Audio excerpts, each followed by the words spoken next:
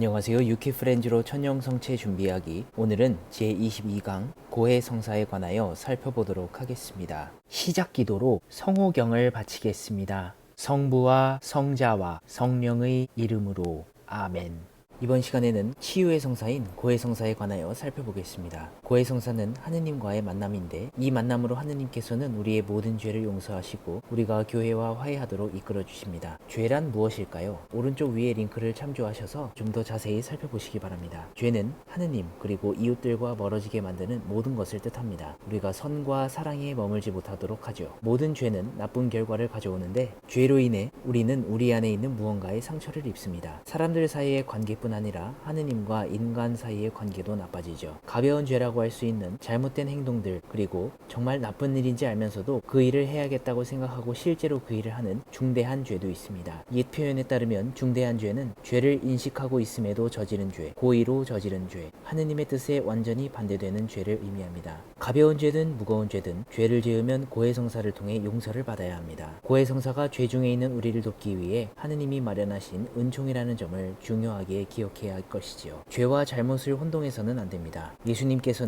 우리의 잘못을 일일이 바로잡기 위해 오신 것이 아닙니다. 죄 때문에 죽음에 놓인 우리를 다시 살리시고 우리에게 용서를 베푸시기 위해 오셨지요. 죄를 짓는다 하는 것은 무슨 뜻일까요? 하느님께서는 당신이 창조하신 모든 것을 사랑하십니다. 그래서 우리가 죄를 지을 때마다 우리는 창조주 하느님을 거역하는 것이죠. 마태복음 25장 40절에서 예수님께서 형제들인 가장 작은 이들 가운데 한 사람에게 해준 것이 바로 나에게 해준 것이다 라고 말씀하십니다. 하느님이 우리를 사랑하신 것처럼 소외되고 어려운 이웃까지도 함께 챙길 수 있는 모두가 하나가 되는 그날이 올 것이죠. 우리가 세례성사를 받고 하느님의 자녀가 된 것처럼 악한 행동을 피하고 사랑을 실천할 수 있을 때 그분이 창조하신 모든 것을 아프게 하는 원인에서 피할 수 있습니다. 죄를 짓는 것은 부모, 형제, 자매, 친구들을 아프게 하는 것이고 스스로도 아프게 하는 것이며 사람들과 하느님에게서 멀어지게 만드는 좋지 않은 일이라는 점이죠. 그래서 릴리의 모습처럼 죄를 짓거나 상대방을 아프게 하는 행동들을 했다고 한다면 고해성사를 통해 태도를 새롭게 바꾸고 죄를 짓지 않도록 해야 되겠습니다.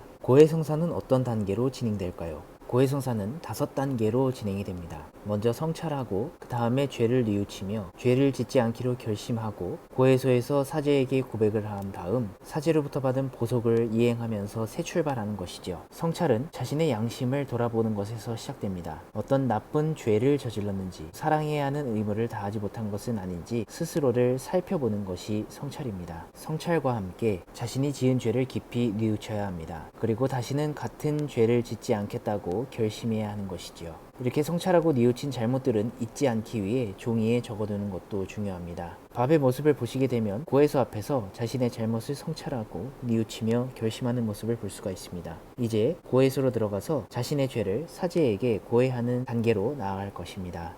이 3가지 과정을 마쳤다면 고해소에 가서 사제를 만나 십자성호를 긋고 최근에 고해성사를 본 지 얼마나 되었는지를 사제에게 말합니다. 그리고 어떤 죄를 지었는지 고백을 하는 것이지요. 잘 생각이 나지 않는다고 할 경우에는 앞에 적어놓았던 자신의 성찰 내용을 읽어도 됩니다. 자신의 잘못한 일을 고해한 후에 모든 것을 진심으로 뉘우친다고 이야기를 하세요. 죄의 고백이 끝날 때에 이밖에 알아내지 못한 죄도 모두 용서해 주십시오 라고 청해야 합니다. 이제 사제는 신앙생활에 도움이 되는 몇 가지 중요한 말을 해주고 여러분에게 보석을 줄 겁니다. 그리고 죄를 용서하는 사제경을 바치게 되지요. 사제경의 말미에 아멘이라는 말이 나오게 되면 사제경과 함께 하느님께서 죄를 용서해 주셨다는 것을 믿고 하느님께서 우리를 다시금 안아주시기에 기쁜 마음으로 새롭게 살 수 있다는 점을 깨달으며 하느님 감사합니다로 대답을 하면 되겠습니다. 이제 고해성사가 끝나고 사제가 주었던 보석을 실천하는 것입니다. 사제가 주는 보석은 우리가 지은 죄로 인해 생긴 상처를 씻을 수 있도록 도와주는 역할을 합니다. 보통은 착한 일을 실천하라고 하거나 기도를 바치라고 하지요. 이 보석을 실천하면서 하느님의 착한 자녀로 열심히 살아갈 수 있도록 다시금 다짐하면서 노력하면 되겠습니다.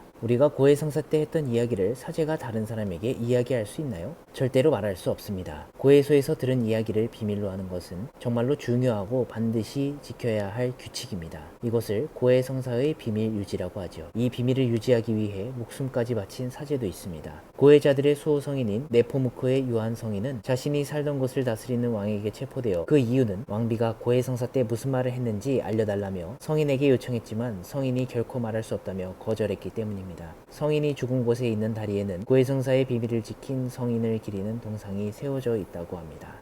그래서 고해성사의 비밀 유지는 교회법 제983조 1항에 나오는 것처럼 가장 중요한 의무이며 법과 관련된 역사 가운데 개인의 정보를 보호하고자 했던 가장 오래된 규정입니다. 그렇기 때문에 아무 걱정하지 말고 사제가 꼭 비밀을 지켜줄 것이라 믿고 편안한 마음으로 고백하면 되겠습니다. 고해성사 때에는 어떤 일이 일어날까요? 고해성사를 통해 우리는 하느님과 그리스도인들의 공동체인 교회와 화해하게 됩니다. 그래서 신앙생활을 새롭게 시작할 수 있죠. 우리가 지은 잘못을 숨김없이 진심 어린 마음으로 고백한다면 모든 잘못에서 자유로워질 수 있습니다. 하느님은 그런 우리를 분명 용서해 주시죠. 사제는 하느님의 이러한 용서를 우리에게 전해줍니다. 자신의 잘못을 깊이 성찰하도록 이끄는 고해성사는 무의식과 잠재의식 안으로 더욱 깊이 들어갈 수 있는 기회를 줍니다. 또한 하느님을 대리하는 누군가 앞에서 의식적으로 죄를 고백하면서 내적인 갈등에서 벗어날 수 있는 기회도 주죠. 또한 자신이 추구하는 이상에 젖어있는 자아와 그렇지 않은 현실의 자아 간의 간극을 줄여주고 자신에 대해 왜곡된 이미지를 만드는 것을 피할 수 있도록 도와줍니다.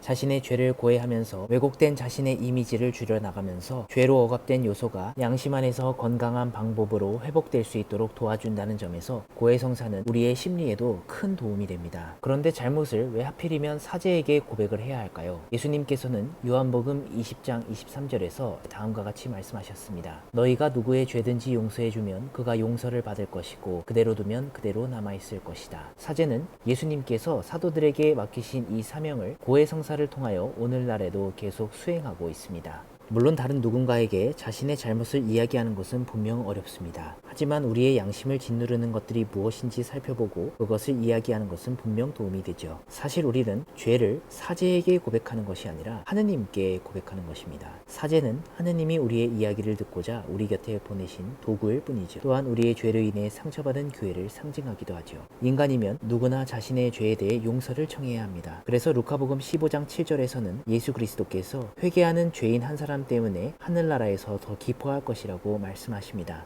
하느님만이 우리의 죄에서 우리를 자유롭게 하실 수 있다는 점을 믿고 그분께 잘못을 고백할 수 있을 때 우리는 진정 무한하신 하느님의 자비를 깨닫고 그분의 용서 안에서 기쁘게 살아갈 수 있다는 점을 깨달을 수 있을 것이지요. 하지 말아야 할 것을 하고 싶은 마음이 들 때 그것도 죄가 될까요? 그것은 단지 유혹일 뿐입니다. 유혹을 견뎌내는 것은 아주 훌륭한 일이죠. 예수님께서도 루카복음 4장 1절에서 13절에 광야에서 유혹을 받으셨던 것처럼 우리도 유혹을 받기가 쉽습니다. 광야에서 예수님이 유혹을 이겨내신 것처럼 악과 싸워 이기는 승리를 얻기 위해서는 유혹에 빠지지 않은 자신을 바라보면서 스스로 기쁨에 가득 차게 될 그 모습을 상상해 보는 것도 도움이 되겠습니다. 이 용기를 갖기 위해서는 고린토일서 16장 13절의 바오로 사도의 말씀처럼 믿음 안에서 늘 깨어 있으면서 힘과 용기를 내는 것입니다. 마침 기도로 성호경을 바치겠습니다. 성부와 성자와 성령의 이름으로 아멘.